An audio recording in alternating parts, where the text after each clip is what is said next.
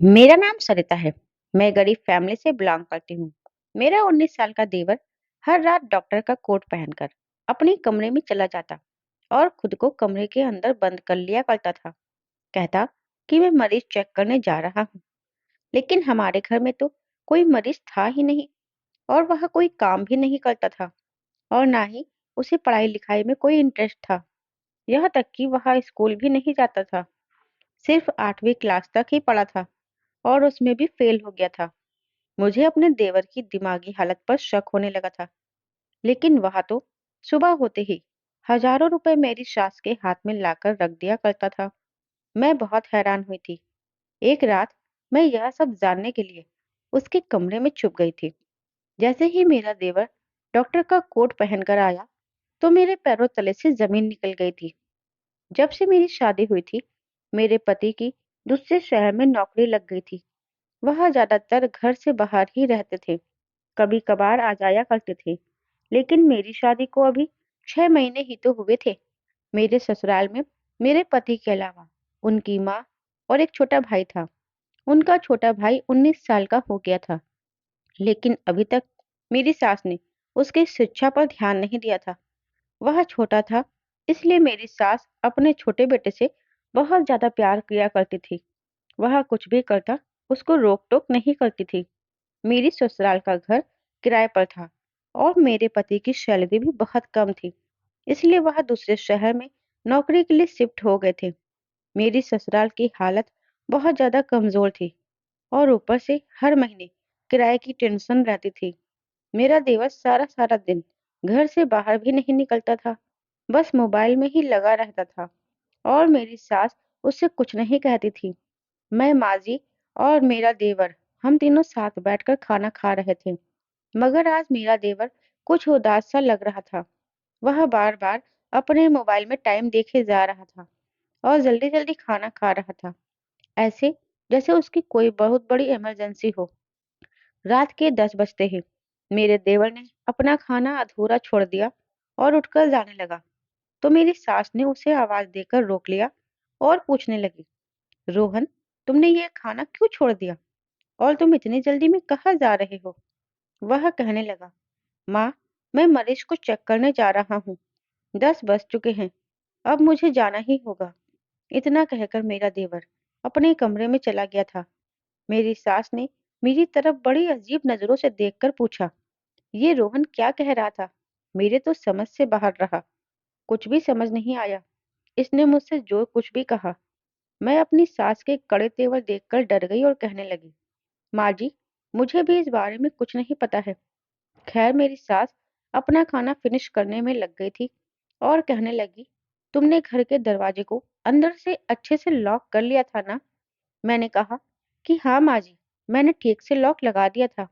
मेरी सास ने सर हिला दिया था, क्योंकि जिस मोहल्ले में हम रहते थे वहां पर बहुत ज्यादा चोरियां हो रही थी। इसलिए हम घर के दरवाजे को हमेशा अंदर से ही बंद रखते थे और छत के दरवाजे को भी हमेशा लॉक लगाकर रखते थे। और फिर हम दो ही तो औरतें थे घर में रहते थे। मेरा देवर तो अभी छोटा था।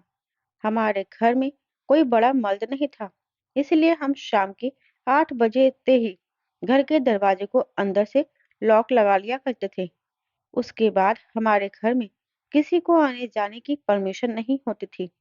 आज भी ताला लगा हुआ था और रोहन कह रहा था कि वह मरीजों को देखने के लिए जा रहा है। बात तो अजीब ही लग रही थी, क्योंकि इससे पहले उसने कभी ऐसी कोई बात नहीं कही थी। मगर हमने रोहन की बातों को सीरियस नहीं लिया था, क्योंकि इस बात का कोई मतलब ही नहीं बनता था। मैं और मेरी सास एक ही कमरे में सोया करते थे। मुझे अपने कमरे में अकेले डर लगता था, इसीलिए मैं अपनी सास को अपने साथ सुला लिया करती थी। मेरा देवर और मेरी सास का एक ही कमरा था। हमारे पूरे घर में दो ही कमरे थे, एक मेरा और मेरे पति का, दूसरा मेरे देवर और मेरी सास का। सास मेरे कमरे में सोने लगी थी, तो मेरा देवर अपने कमरे में अकेला सोता था। लेकिन सारा दिन मेरी सास अपने कमरे में ही गुजारती थी। मेरी सास बीपी पेशेंट थी, उनकी दवाई उनके कमरे में ही रखी हुई थी। मैं वही लेने के लिए अपने देवर के कमरे की तरफ चली गई थी और जोर जोर से दरवाजा बजा रही थी। लेकिन मेरे देवर को तो दरवाजा बजने की कोई आवाज ही नहीं आ रही थी।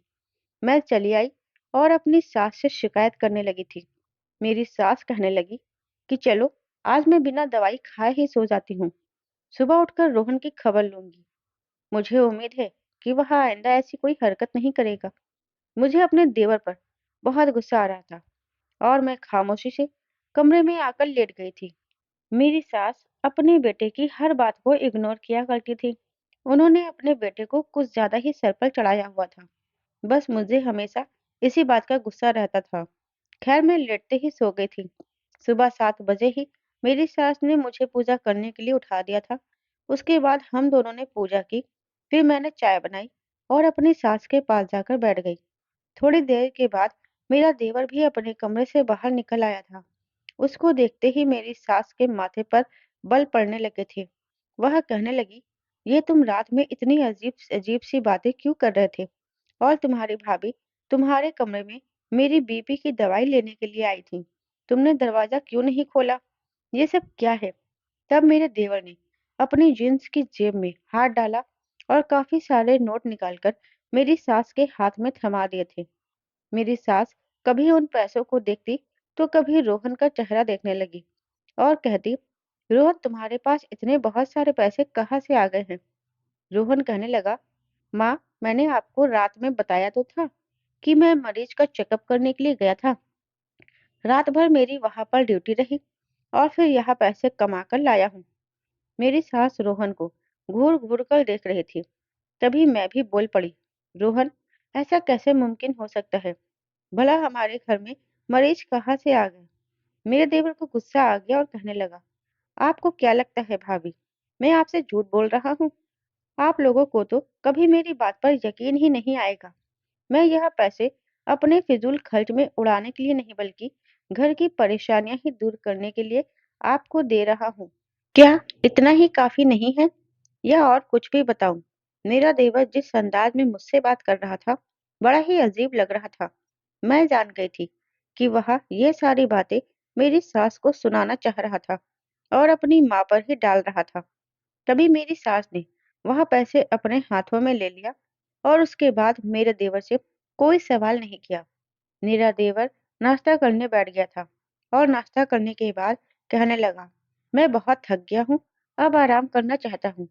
रोहन के जाने के बाद मेरी सास मुझसे कहने लगी, सरिता, तुम्हारी यह ड्यूटी है कि तुम्हें अपने देवर पर कड़ी नजर रखनी है।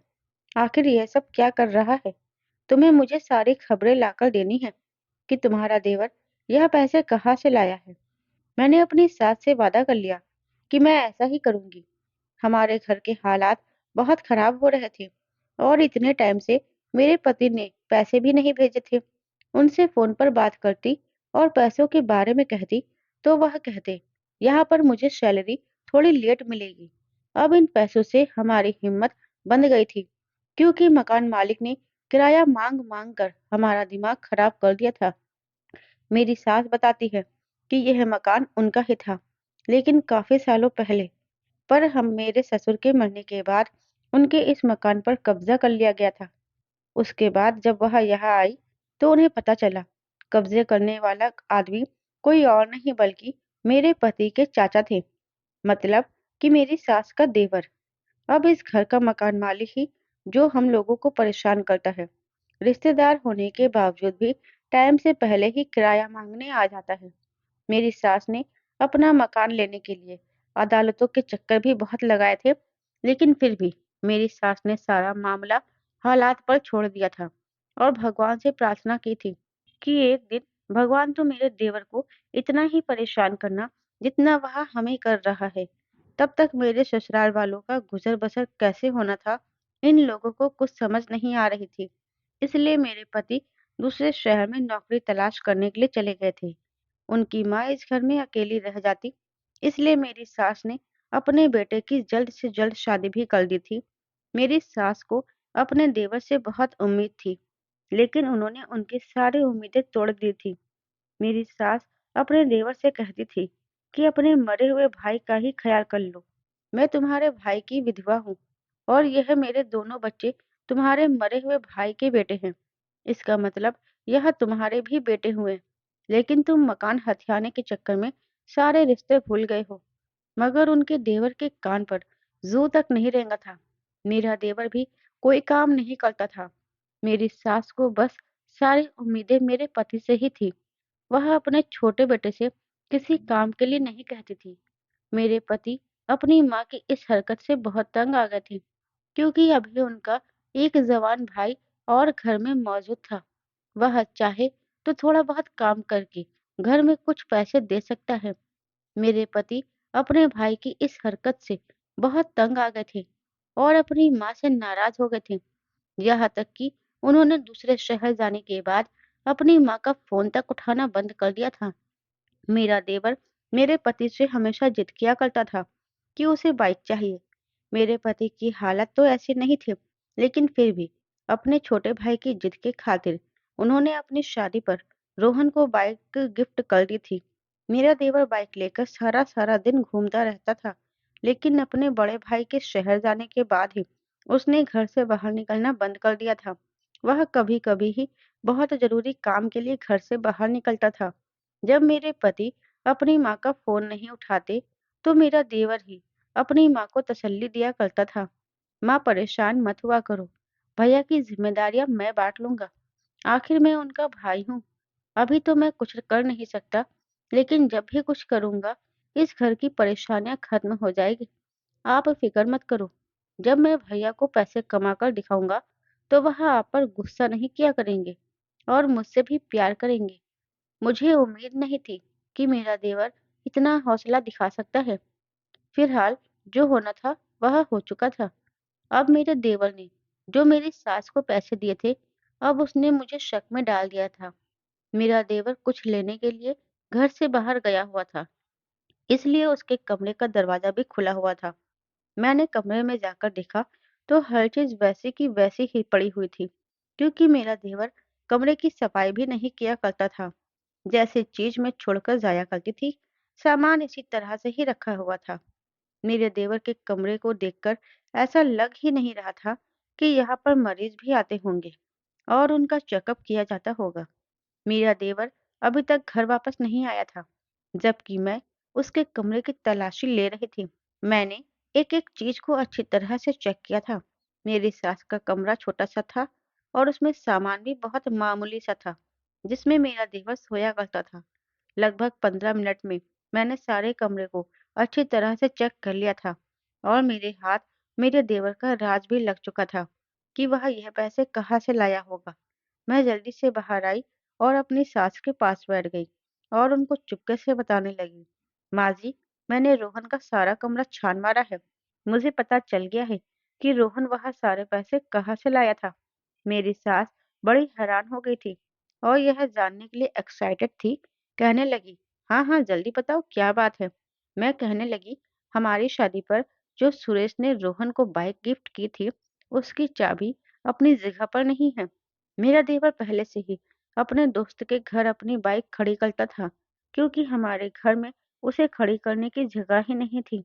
हमारा घर बहुत छोटा था। मैंने अपनी सास से कहा, माँ जी, इसका मतलब ये है कि रोहन ने अपनी बाइक बेच दी है। मुझे ऐसा लगता है कि रोहन ने घर के हालात देखकर अपनी बाइक बेच दी है और बहाना बना दिया है कि मरीज चेक करके आया है था। मेरा देवर 8वीं फेल था। 8वीं फेल इंसान डॉक्टर तो कहीं से भी नहीं बन सकता। मेरी बातें सुनकर मेरी सास की आंखों में आंसू आ गए थे। वह कहने लगी, मेरा रोहन शुरू से ही ऐसा है, सबका ख्याल रखने वाला। उसने हमारा पेट पालने के लिए अपनी फेवरेट बाइक बेच दी, जबकि उसने अपने भैया से यह बहुत जिद करके ली थी। मैं हंसकर कहने लगी कि माँ जी, आज रात तो रोहन नहीं कहेगा कि वह मरीज का चेकअप करने जा रहा है। सुबह जब वह आपको पैसे लेकर नहीं दे, तो आप उससे पैसे मांगना और कहना, क्या हुआ, आज किसी मरीज का चेकअप करके नहीं आए? तुम्हारा सपनों का अस्पताल कहीं खो गया है क्या? मेरी बातें सुनकर मेरी सास ने मुझे डांट दिया था, खबरदार जो तुमने मेरे बेटे का मजाक उड़ाने की कोशिश भी की। मेरी सास बड़े कड़क बिहेवियर की थी, कभी भी गुस्सा हो जाती थी। फिलहाल मुझे तसल्ली हो गई थी कि आज मेरा देवर मरीज वाला नाटक नहीं करेगा। इसीलिए आज भी मैं अपनी सास की दवाई कमरे से लेकर नहीं आई थी। मगर जैसे ही रात के 10 बजे मेरा देवर कहने लगा, मुझे जाना होगा। मैं मरीज का चेकअप करने जा रहा हूँ। आज तो उसने डॉक्टर जैसा सफेद कोट भी पहना हुआ था। इतना कहकर वह अपने कमरे में चला गया और कमरे के दरवाजे को अंदर से बंद कर लिया। और सुबह होते ही फिर रोहन ने ढेरों पैसे मेरी सास के हवाले कर दिए थे। अब वह बाइक इतनी भी कीमती नहीं थी कि उससे इतने ज्यादा पैसे आ सकते थे। यकीनन मेरा देवर कुछ और कर रहा था। मैं एक मिनट के लिए ऐसी बात को एक्सेप्ट भी कर लेती कि मेरा देवर मरीज को चेक करता है, तो यह बात नामुमकिन थी और मुझे परेशान कर देती थी कि मेरे देवर के कमरे में मरीज आते कहाँ से थे। और उसके कमरे में तो कोई खुफिया दरवाजा भी नहीं था। वह तो बस छोटा सा ही कमरा था, जिसके कोने कोने को मैं अच्छी तरह से जानती थी, क्योंकि पूरे घर की सफाई करना मेरी ही जिम्मेदारी थी। कई रातों से अब मेरे देवर का यही रूटीन बन गया था। वह रोज यही कहता कि मैं मरीज को चेकअप करने के लिए जा रहा हूँ, और सुबह होते ही वह मेरी सास के हाथ में बहुत सारे पैसे थमा दिया करता था। मैंने सोचा कि चोरी चुपके जासूसी करने से कुछ भी हासिल नहीं होगा। मैंने फैसला किया कि मैं रोहन से ही पूछ लेती हूँ, आखिर तुम ये सब क्या करते हो। मेरा देवर जब सुबह सोकर उठा तो मैंने उससे कहा, रोहन, मुझे तुमसे कुछ बात करनी है।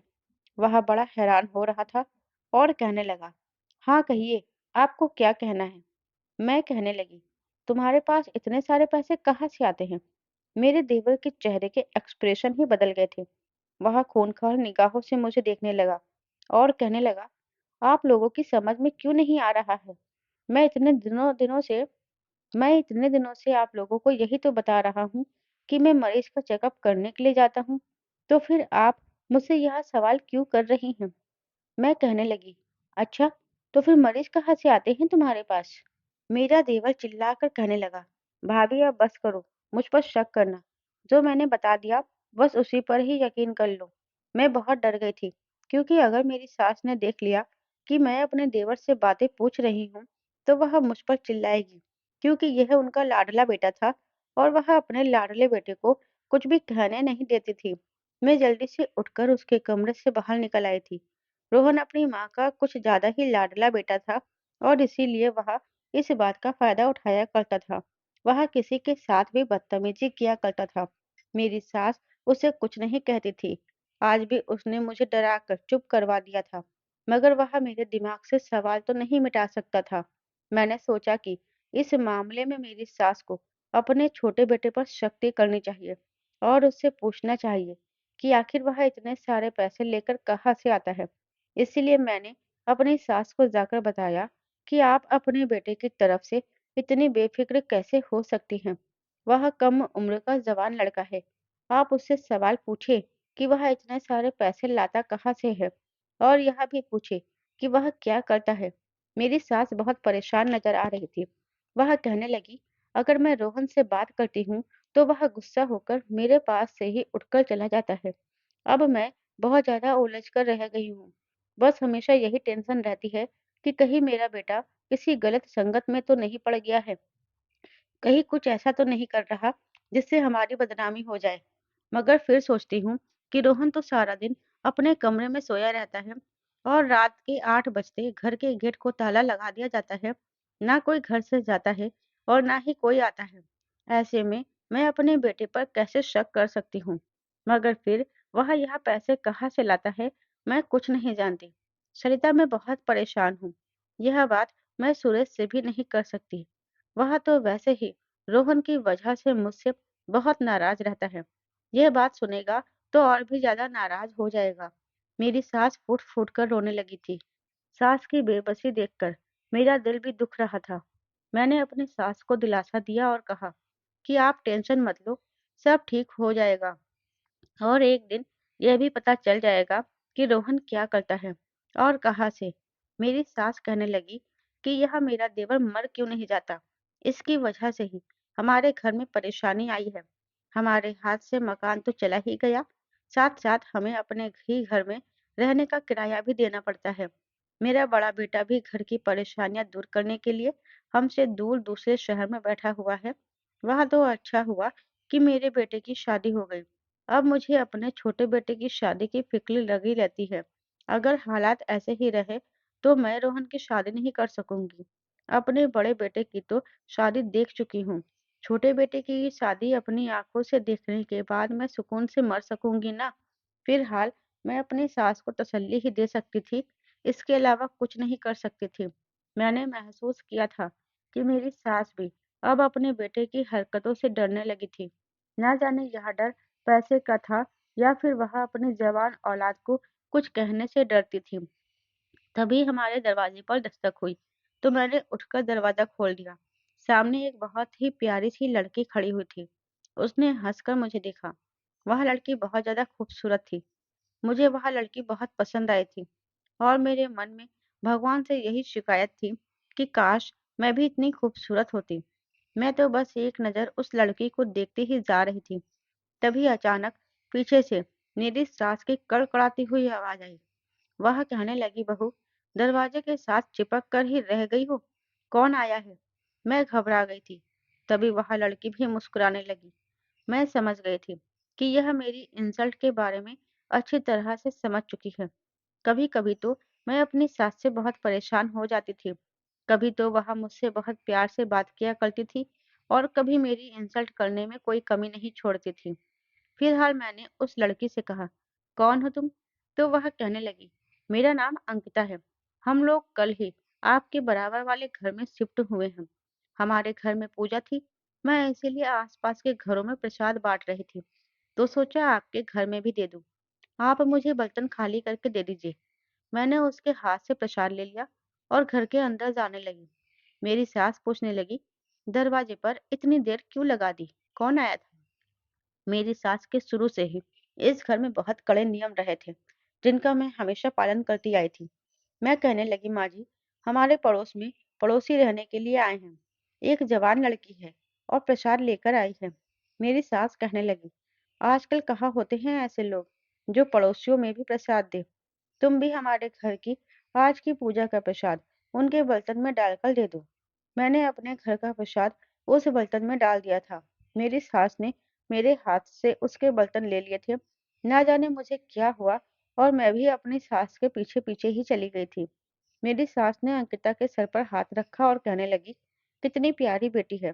बेटी, तुम अपनी माँ से कहना वह हमारे घर पर जरूर आए। मैं भी किसी दिन तुम्हारे घर पर जरूर आऊंगी और तुम्हें नए घर की बधाई हो।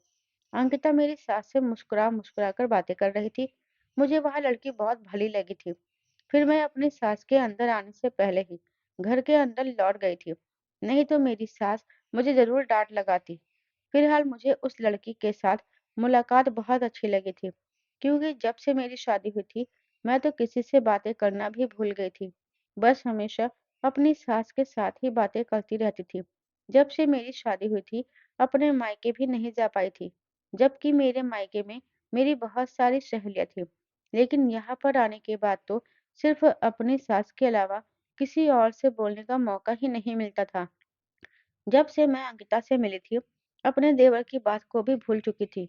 अगले दिन अंकिता की माँ और अंकिता हमारे घर पर आई थी। अंकिता की माँ का बिहेवियर भी बहुत अच्छा लग रहा था। वह कहने लगी, अंकिता बता रही थी कि आपने अपने घर मुझे बुलाने के लिए कहा था।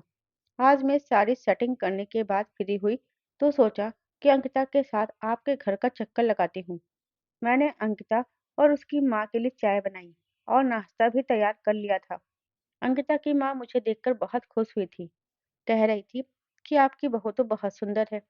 कभी अपनी बहू को हमारे घर पर जरूर लेकर आना। अंकिता भी कहने लगी, जी, हम माँ बेटी सारा दिन घर में अकेले रहते हैं। अगर आप हमारे घर पर आती जाती रहोगी तो हमें अच्छा लगेगा। अंकिता की माँ ने कहा, हाँ बेटी, क्यों नहीं, तुम हमारे घर पर आ जाया करो। हमारे घर पर को, हमारे घर पर कोई मर्द नहीं होता, सिर्फ मेरे पति हैं जो सुबह ही नौकरी नौकरी पर निकल जाते हैं और रात को घर में घुसते हैं। अंकिता भी यहाँ पर जॉब ढूंढ रही है। जैसे ही उसकी जॉब लग जाएगी तो यह जॉब पर चली जाया करेगी और मैं घर में अकेली हो जाऊंगी। इसीलिए मेरा टाइम पास करने के लिए कभी तुम मेरे घर आ जाया करो तो कभी मैं तुम्हारे घर आ जाया करूंगी। मैंने कहा, जी आंटी जी, मैं आपके घर जरूर आऊंगी। मैंने दिल में सोचा कि आंटी की उम्र भी तो मेरी सास की उम्र से थोड़ी ही कम होगी और जब अंकिता ही घर पर मौजूद नहीं होगी तो फिर मैं आपके घर आकर क्या करूँगी? लेकिन फिर सोचा कि अभी तो अंकिता की जॉब नहीं लगी है। अभी मैं आंटी के घर जाकर अंकिता से दोस्ती बढ़ा सकती हूँ। मैंने सोच लिया था कि मैं कल ही बहाने से अंकिता के घर ज़रूर जाऊँगी। बाद में जब अंकिता की जॉब लग जाएगी, तो उससे मुलाकात का ज़्यादा मौका नहीं मिल पाएगा। इसी तरह से मैं अगले दिन किसी काम से अंकिता के घर पर चली गई थी। मेरी सास तो अपने बेटे की परेशानी को लेकर इतना ज़्यादा उलझ गई थी कि उन्हें तो अब मेरी भी ज़्यादा टेंशन नहीं रहती थी। इसीलिए उन्होंने मुझे अंकिता के घर जाने की परमिशन भी आसानी से दे दी थी। मैंने जैसे ही अंकिता के घर का दरवाज़ा बजाया, तो मुझे खुशी हुई थी। अपने घर का दरवाज़ा खोलने के लिए अंकिता भी आ गई थी और वह मुझे देखकर बहुत खुश हुई थी और उसने अपनी माँ को आवाज़ लगाई, "माँ देखिए, हमारे घर कौन आया है?" पड़ोस में रहने वाली भाभी आई हैं। वह मुझे घर के अंदर बुलाने लगी और उसने मुझे सोफे पर बैठने के लिए कहा। कहने लगी, "भाभी, आप बैठिए, मैं आपके लिए पानी लेकर आती हूँ।" मैंने पानी पिया और उन दोनों से बातें करने लगी। अंकिता कहने लगी, "भाभी, आपके हाथ की चाय मुझे बहुत पसंद आई थी।" मैंने कहा, "तो फिर तुम्हें मेरे हाथ की चाय पीने के लिए हमारे घर रोज़ आना पड़ेगा। मैं तुम्हें रोज़ अपने हाथ की अच्छी चाय बनाकर पिलाऊँगी।" इसी तरह से हम दोनों के बीच काफ़ी देर तक बातें होती रही थीं। आंटी तो उठकर अपने कमरे में आराम करने के लिए चली गई थी। बातों ही बातों में अंकिता ने मुझे अपने बारे में काफ़ी कुछ बता दिया था और मैंने भी उसको शादी से पहले से लेकर अब तक की सारी बातें बता दी थी और अपने हस्बैंड का फ़ोटो भी दिखाया था। देखते ही देखते अंकिता मेरी बहुत अच्छी फ्रेंड बन गई थी। अंकिता की मम्मी भी हम दोनों को एक साथ देखकर बहुत खुश हुई थी। हम दोनों एक दूसरे के घर पर खूब आने-जाने लगे थे। कुछ दिनों के बाद अंकिता की जॉब भी लग गई थी। अंकिता से मेरी दोस्ती पर मेरी सास को भी कोई दिक्कत नहीं हुई थी, क्योंकि मेरी सास की दोस्ती अंकिता की मम्मी के साथ हो गई थी। वह दोनों आपस में टाइम पास किया करती थी और हम दोनों आपस में एक दूसरे से खूब बातें किया करते थे। अब सुबह से लेकर शाम के टाइम तक अंकिता ऑफिस जाती थी। आश्चर्य की बात तो यह थी, मेरी सास मुझे अंकिता के घर जाने से बिल्कुल नहीं रोकती थी। एक दिन शाम के टाइम पर अंकिता हमारे घर आ गई, तो वह मुझसे कहने लगी, "यह तुम्हारा देवर बड़ा अजीब है। यह जवान है, फिर भी कोई नौकरी नहीं करता। तुम्हें इसको कोई नौकरी करवा देनी चाहिए। दोनों भाई मिलकर घर का खर्च संभालेंगे, तो घर के खर्च में आसानी हो जाएगी।" मैंने अंकिता को बता दिया था कि मेरा देवर पागलपन वाली हरकतें करता है। वह रात के 10 बजते ही कहता है कि मैं मरीज को चेक करने जा रहा हूँ, लेकिन असल में वह अपने कमरे में जाकर खुद को बंद कर लेता है। इसलिए मैंने अंकिता को भी बता दिया था कि वह मरीज को चेक करने के लिए जाता है। अंकिता मेरी बात सुनकर बहुत हैरान हुई थी और वह समझ गई थी कि मेरा देवर सच में ही मरीज का चेकअप करने जाता होगा। वह कहने लगी, "लेकिन यह तो बहुत अच्छी बात है। वह मरीज को चेकअप करने जाता है, लेकिन तुम मुझे इतना ऐतराज के तौर पर क्यों बता रही हो कि वह अपने कमरे में जाने के बाद मरीज को चेक करता है? शायद कोई मरीज उसके कमरे में बैठा होता होगा। मुझे लगा कि वह कोई काम ही नहीं करता होगा, लेकिन जिस काम के बारे में तुम बता रही हो, यह तो अच्छा काम है। अब वह तुम्हारी सास को वैसे भी ज़्यादा पैसे लाकर देता है, तो इसमें कोई दिक्कत वाली बात नहीं है।" इतनी ही देर में मेरी सास वहाँ पर आ गई थी। मैं अंकिता से कुछ और कह पाती, लेकिन उससे पहले अपनी सास के आने से मैं खामोश हो गई थी और हमारी बात वहीं पर अधूरी रह गई थी। उसके बाद पिछले 2-3 दिन तक मेरी अंकिता के साथ कोई मुलाकात नहीं हुई थी। एक दिन हमारे घर का दरवाज़ा बजा और मैं दरवाज़ा खोलने गई, तो अंकिता दरवाजे पर खड़ी हुई थी। वह मुझसे कहने लगी, "सरिता भाभी, तुमने मुझसे झूठ क्यों बोला है? तुमने तो कहा था कि तुम्हारा देवर मरीज का चेकअप करता है। मैं तो समझी कि वह डॉक्टर होगा। तुमने मुझसे इतना बड़ा झूठ बोला। मुझे तुमसे इस झूठ की उम्मीद नहीं थी।" मैं कहने लगी, "अंकिता, तुम क्या कह रही हो? मेरी कुछ समझ में नहीं आ रहा था।"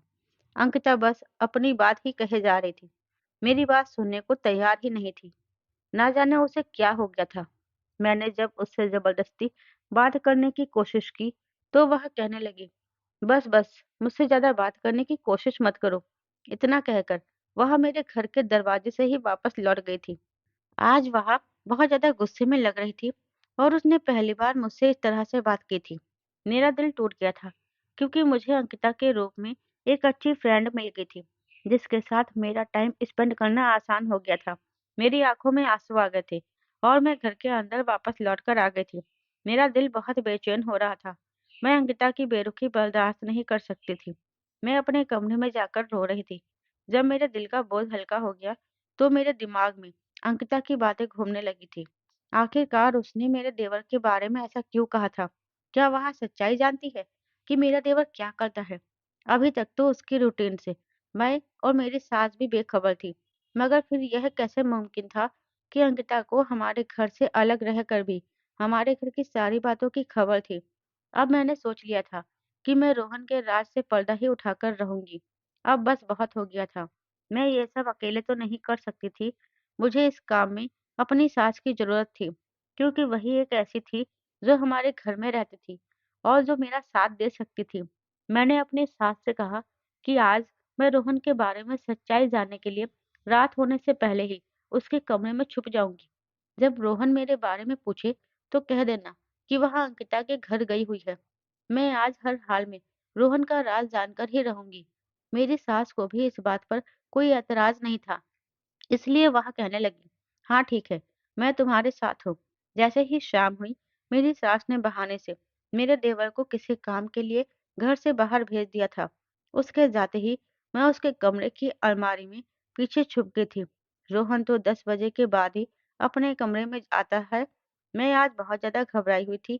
न जाने मेरे देवर का कौन सा राज मेरे सामने आने वाला था। इसी तरह से वक्त गुजरता गया और ठीक 10 बजे रोहन डॉक्टर का कोट पहनकर कमरे में आ चुका था। उसने कमरे में आते ही अंदर से कमरे को बंद कर लिया था। फिर उसने अपना एक बैग उठाया और उसके अंदर से ग्लव्स निकालकर पहन लिए और मास्क भी निकालकर चेहरे पर लगा लिया था। वह बिल्कुल असली डॉक्टर की तरह ही लग रहा था। अब मेरा दिल जोर जोर से धड़क रहा था। ना जाने मरीज कहाँ से आएंगे। तभी मेरे देवर ने एक अजीब सी हरकत की थी। उसने अपने कमरे की खिड़की खोल दी थी। यह खिड़की हमेशा बंद ही रहती थी, क्योंकि यह खिड़की हमारे घर के बैक साइड में खुलती थी। इसीलिए मेरे पति ने इस खिड़की को ताला लगाकर रखा हुआ था। लेकिन इसकी चाबी मेरे देवर के पास क्या कर रही थी? रोहन ने बहुत सावधानी से वह खिड़की खोली और चेयर पर चढ़कर खिड़की से बाहर कूदकर निकल गया था। हक्का बक्का खड़ी हुई उसे देख रही थी, मगर फिर मैंने भी रोहन का पीछा करने के बारे में सोचा। रोहन को तेज-तेज कदमों से चलता जा रहा था। मैं भी उसका पीछा ही कर रही थी। फिर उसने एक रिक्शा किया और वह उसमें बैठकर जा चुका था। मैंने भी जल्दी से एक रिक्शा रोक लिया था और अपने देवर का पीछा करने लग गई थी। इसी तरह से रास्ता भी पूरा हो गया था और रोहन एक बड़े से बंगले के बाहर आकर खड़ा हो गया था। रोहन ने रिक्शे वाले को पैसे दिए और वह जा चुका था। जल्दी से मैं भी अपने रिक्शे से उतर गई और रिक्शे वाले को पैसे देकर भेज दिया था। रोहन तो बंगले के अंदर जा चुका था। मैं भी उसका पीछा करते हुए वहां तक पहुंच गई थी, लेकिन मुझे चौकीदार ने आगे बढ़ने से रोक दिया था। वह कहने लगा, आप अंदर नहीं जा सकती। मैंने कहा, मैं रोहन की भाभी हूँ। वही मुझे अपने साथ लेकर यहाँ पर आया है। तब जाकर कही मुझे चौकीदार ने अंदर जाने की परमिशन दी थी और मैं उस बड़े से बंगले के अंदर चली गई थी। रोहन एक कमरे के अंदर दाखिल हो चुका था, जबकि मैं अभी उसका पीछा कर रही थी और उससे काफी दूरी पर थी। वह एक नर्स से पूछ रहा था, ममता की तबीयत अब कैसी है? नर्स ने इनकार करते हुए गर्दन हिला दी थी और कहने लगी, वह किसी भी टाइम इस दुनिया से जा सकती है। फिर मेरा देवर एक और कमरे में चला गया, तो मैं भी उसका पीछा करती हुई चली गई थी, तो वहां से जा चुकी थी। मैं भी उस कमरे के बाहर खड़ी हुई थी, जिसमें मेरा देवर गया था, लेकिन कमरे के बाहर से तो बहुत ज्यादा बदबू आ रही थी। मुझे उल्टी होने वाली थी, लेकिन मैंने खुद पर कंट्रोल कर लिया था। तभी अचानक रोहन की नजर मुझ पर पड़ गई थी। उसने मेरा हाथ पकड़ लिया था और कहने लगा, भाभी आप यहाँ क्या कर रही हो? चलो यहाँ से। मैं कहने लगी, रोहन तुम यहाँ पर क्या कर रहे हो? और यह किसका घर है? मुझे भी बताओ। 8वीं फेल लड़का, तुम डॉक्टर कैसे बन सकते हो? रोहन की आंखों में आंसू आ गए थे। वह कहने लगा, भाभी मुझे माफ कर दीजिए, मैं डॉक्टर तो नहीं हूँ। रोहन मेरा हाथ पकड़कर मुझे अंदर ले गया था। अंदर कमरे में एक औरत लेटी हुई थी, जिसकी उम्र लगभग 50 साल से ऊपर लग रही थी। रोहन ने बताया कि भाभी, इनका नाम ममता है और यह मेरी पत्नी है।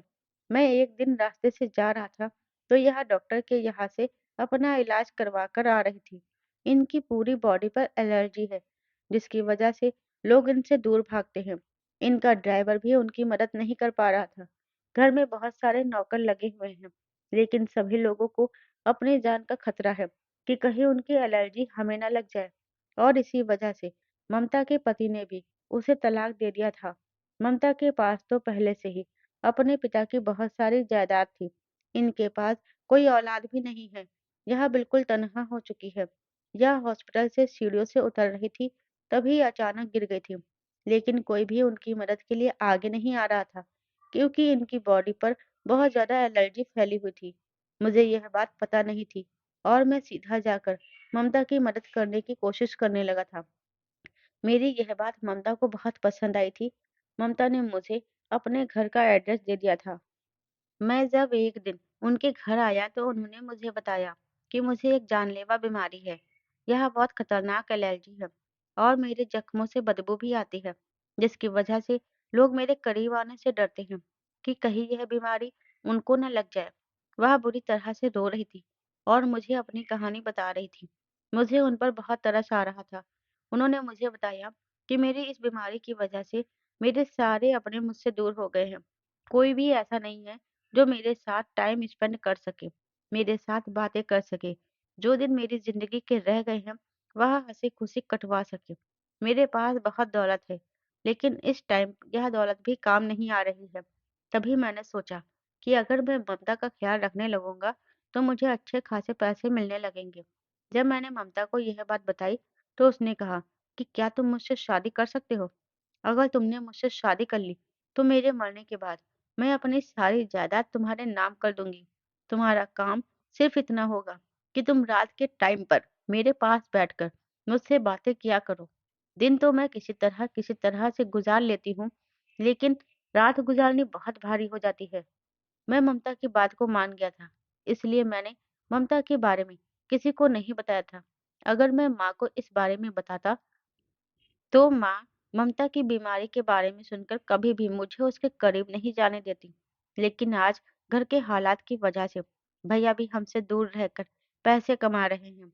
मैंने सोचा कि अगर मैं यह काम कर लूंगा तो हमारे घर के हालात भी ठीक हो जाएंगे, क्योंकि हमें पैसे की बहुत सख्त जरूरत है। इसी तरह से मेरा काम भी हो जाएगा और ममता का भी काम हो जाएगा। मैं मान गया था और मैंने ममता से शादी कर ली। दिन के टाइम पर यह नर्स ममता का ख्याल रखती है और रात के टाइम पर मैं यहाँ पर आ जाता हूँ। ममता ने शादी के बाद अपना क्रेडिट कार्ड मुझे दे दिया था। सुबह को घर जाते टाइम पर मैं एटीएम से पैसे निकाल कर ले आता था, ताकि माँ को घर के खर्चे के लिए पैसे दे सकूं। मैं रोहन की बात सुनकर दंग रह गई थी। इसका मतलब कि रोहन ने 19 साल का होते हुए एक 50 साल की बीमार औरत से शादी कर ली। मैंने रोहन से पूछा, क्या यह बीमारी तुम्हें तो नहीं लग जाएगी? वह हंसकर कहने लगा, भाभी, अगर लग गई तो क्या होगा? मैं मर जाऊंगा, मगर आपकी, भैया की और माँ की जिंदगी तो आसान हो जाएगी।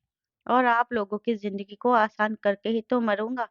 रोहन कहने लगा, अच्छा भाभी, अब मुझे ममता के पास जाने दो। जब वह अपनी पत्नी के कमरे में चला गया, तो उसे पता चला कि उसकी पत्नी तो मर चुकी है। सुबह होते ही मेरे देवर ने उसके अंतिम संस्कार का इंतजाम करवा दिया था, लेकिन अपने वादे के मुताबिक ममता ने अपनी सारी जायदाद मेरे देवर के नाम कर दी थी।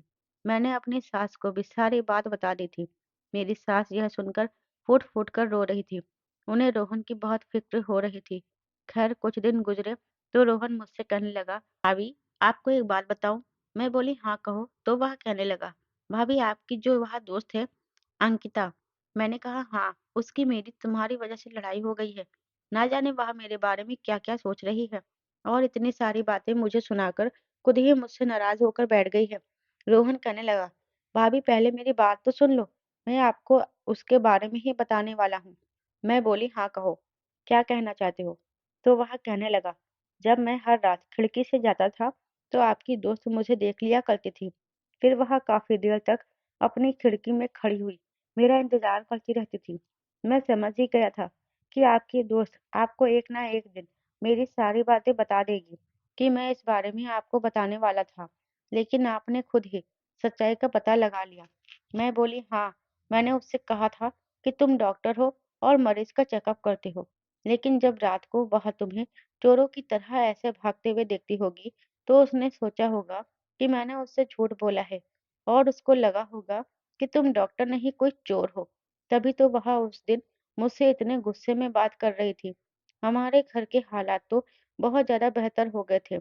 मेरे पति भी दूसरे शहर से घर वापस लौट आए थे और हम लोगों ने वह घर छोड़ दिया था, जो मेरी सास के देवर का था।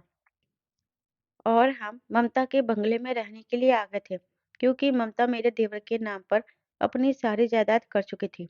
और इसी तरह से मेरा 6 साल का देवर उन- और इसी तरह मेरा 19 साल का देवर आज लखपति बन गया था।